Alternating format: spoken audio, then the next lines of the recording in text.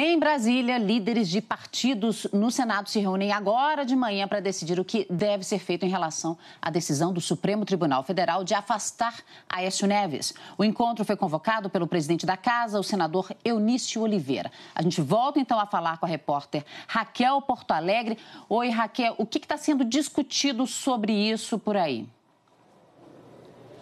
Oi, Denise, olha, os senadores eles estão divergindo entre si. A questão que foi definida pelo Supremo Tribunal Federal deve ou não ser levada a plenário no Senado Federal. Ou seja, se as medidas cautelares que foram impostas ao senador, pelas decisões dos ministros, devem ou não ser revistas pelos próprios senadores no plenário do Senado. Já está marcada, de acordo com a Secretaria-Geral da Mesa, uma sessão agora para 10h30 da manhã, para que os senadores, então, decidam se as questões impostas ao senador Aécio Neves vão ser mantidas ou não, para que eles decidam. Essa votação vai ser nominal e para que o senador Aécio Neves, então, se livre dessas medidas cautelares, ele vai precisar de 41 votos favoráveis a ele, metade mais um de todos os senadores. Então, o senador Eunício Oliveira, que foi notificado ontem à noite, deve se reunir com os líderes antes,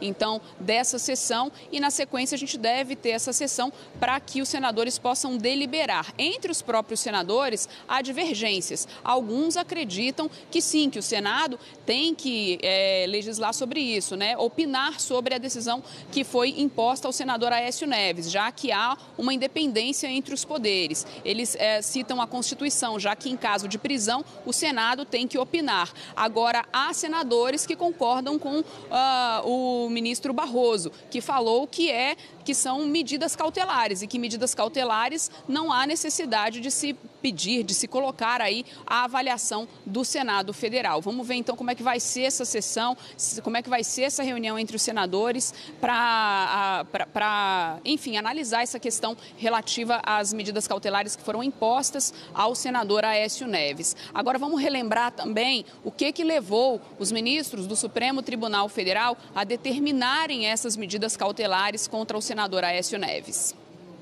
Os pedidos de prisão e de afastamento do mandato foram feitos no fim de julho pelo então Procurador-Geral da República, Rodrigo Janot, com base na delação premiada de executivos da JF.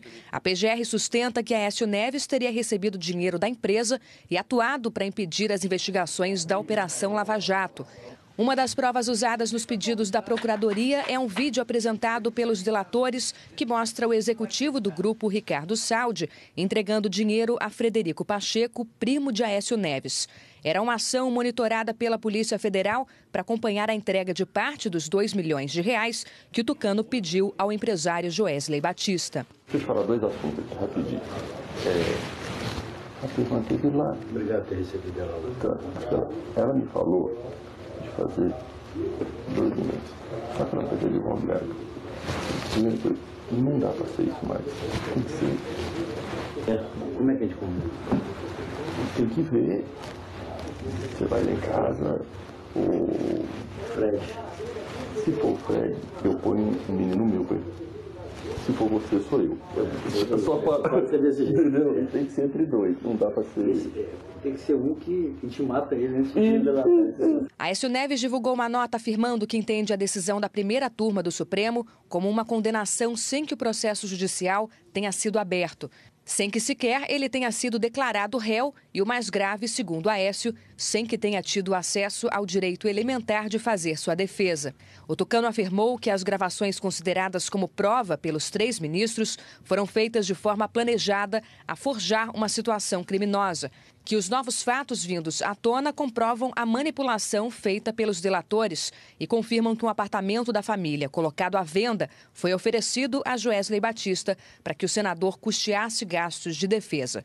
Segundo Aécio, usando dessa oportunidade, o delator ofereceu um empréstimo privado a ele sem envolver dinheiro público ou qualquer contrapartida, não ocorrendo assim em propina ou outra ilicitude.